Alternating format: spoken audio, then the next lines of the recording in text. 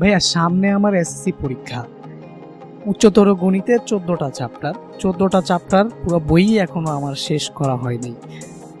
তোমারও যদি এইটাই চিন্তা থেকে থাকে যে এই 14টা চ্যাপ্টারের মধ্যে কোন কোন চ্যাপ্টারগুলো পড়ে খুব অল্প সময়ে প্রিপারেশন নিয়ে তুমি এসএসসি 2025-এ একটু সুন্দর ফলাফল মানে A+ যদি অর্জন করতে চাও, অথবা তুমি যদি টেস্ট অথবা এসএসসি 2025 ফাইনাল পরীক্ষা সবগুলোতে একটা ভালো ফলাফল অর্জন করতে চাও, পাস করতে চাও অথবা A+ অর্জন করতে চাও, তাহলে আজকের এই ভিডিওটি কিন্তু তোমার জন্য। আজকের এই ভিডিওতে আমি আলোচনা করব তোমাদের কি কি চ্যাপ্টার রয়েছে এবং সেই চ্যাপ্টারগুলোর মধ্যে থেকে কোন কোন চ্যাপ্টার যদি তুমি কমপ্লিট করে ফেলো তাহলে তোমার এসএসসিতে A+ কেউ আটকে রাখতে পারবে না। তুমি যে কোনো পরীক্ষায় ইজিলি পাস করে ফেলতে পারবা, প্লাস হচ্ছে ইজিলি কিন্তু তুমি এখান থেকে A+ও আশা করতে পারো। তো দেখতেই পাচ্ছ এখানে 14টা অধ্যায় রয়েছে, যেগুলো হচ্ছে তোমার বইয়ের অধ্যায়। এতদিন হয়তো বা সূচিপত্রে সেই চ্যাপ্টারগুলো দেখে আসছো, এটা নিয়ে আমি আলোচনা করতেছি না, সামনে চলে যাচ্ছি। তো এখানে দেখতেছো এই যে 14টা চ্যাপ্টার কিন্তু হচ্ছে তোমার 3টা বিভাগে বিভক্ত থাকবে। সেই 3টা বিভাগ থেকে টোটাল তোমার 8টা কোয়েশ্চেন আসবে। সেই 8টা কোয়েশ্চেন থেকে তোমার কিন্তু 5টা কোয়েশ্চেন অ্যান্সার করতে হবে। সো দেখতে পাচ্ছ এখানে 3টা বিভাগ, সেটা হচ্ছে ক বিভাগ যেখানে হচ্ছে বীজগণিত, এখান থেকে প্রশ্ন আসবে হচ্ছে তোমার 3টি। আর খ বিভাগ যেটা হচ্ছে তোমার জ্যামিতি, এখান থেকে কোয়েশ্চেন আসবে জ্যামিতি ও ভেক্টর, এখান থেকে কোয়েশ্চেন আসবে তোমার হচ্ছে 3টি। এবং হচ্ছে গ বিভাগ যেটা ইকোনমিক্স ও হচ্ছে সম্ভাবনা, এখান থেকে প্রশ্ন আসবে 2টি। তাহলে হচ্ছে 3 + 3 + 2 টোটাল হচ্ছে তোমার 8টি প্রশ্ন হবে। যে 8টি প্রশ্নের মধ্যে থেকে তোমার অ্যান্সার করতে হবে কিন্তু 5টি প্রশ্ন।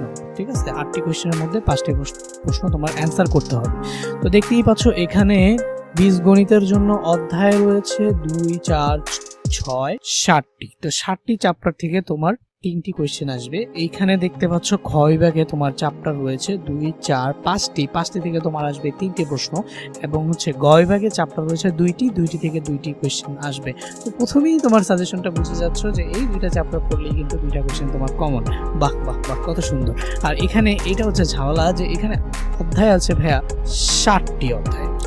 60টি অধ্যায় থেকে আসবে কিন্তু 3টি প্রশ্ন। তো এটা কিন্তু আসলে অনেক হিউজ পড়া হইতে পারে, কোনো চিন্তা নাই, একটু পরেই তোমাদের এই সাজেশন দিচ্ছি আমি। এখানে ক বিভাগ থেকে আছে জ্যামিতি, 5টা চ্যাপ্টার আছে, 5টা চ্যাপ্টার থেকে 3টি প্রশ্ন আসবে। তো চলো দেখে নেই তোমাদের ফাইনাল সাজেশনে তোমরা কি কি পড়বা।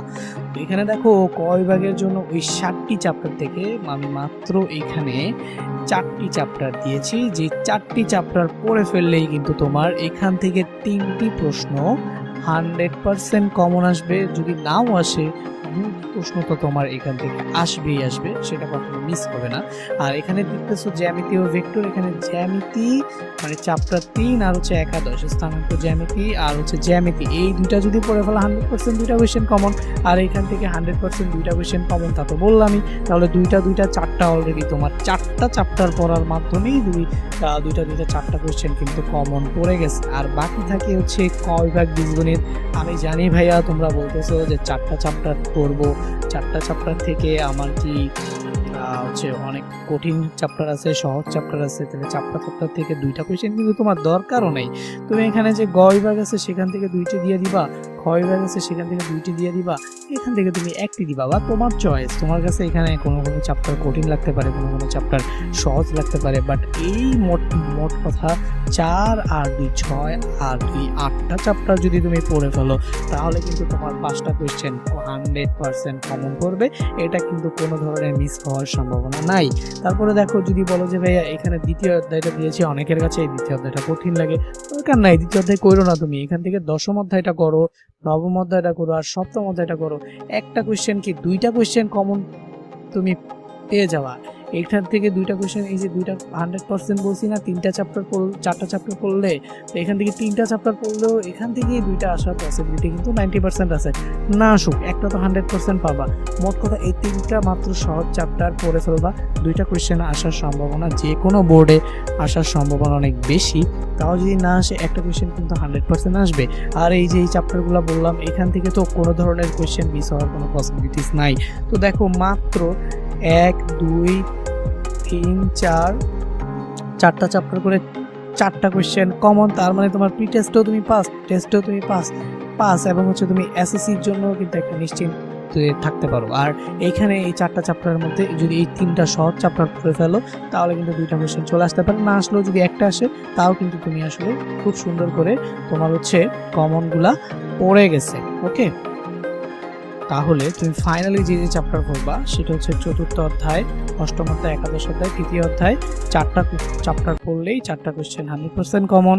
আর এই যে 3টা আছে, এই 3টা যদি করে ফেলো, এই 3টা থেকে 2টা প্রশ্ন আসতে পারে, তোমার কাছে যেটা মনে হবে ইজি সেটা তুমি দিবা। তো এই চ্যাপ্টারগুলো পড়লেই তোমার কিন্তু এসএসসি এক্সামে 100% A+ সিকিউ এর জন্য 5টা সিকিউ 100% কমন চলে আসবে। আর যেটা বাকি থাকবে সেটা হচ্ছে এমসিকিউ। এই চ্যানেলটাকে তোমার সাবস্ক্রাইব করে দিতে হবে এবং নোটিফিকেশন বাটন যদি তুমি ক্লিক করে ফেলো তাহলে কিন্তু পর্যায়ক্রমে পরবর্তীতে এই চ্যানেলে বাকি ভিডিওগুলো বা ক্লাস লেকচারের ভিডিওগুলো, shortcut technique, MCQ, CQ, important সব কিছু প্রি টেস্ট অথবা এসএসসি এক্সাম 2024-এর জন্য পেয়ে যাবা।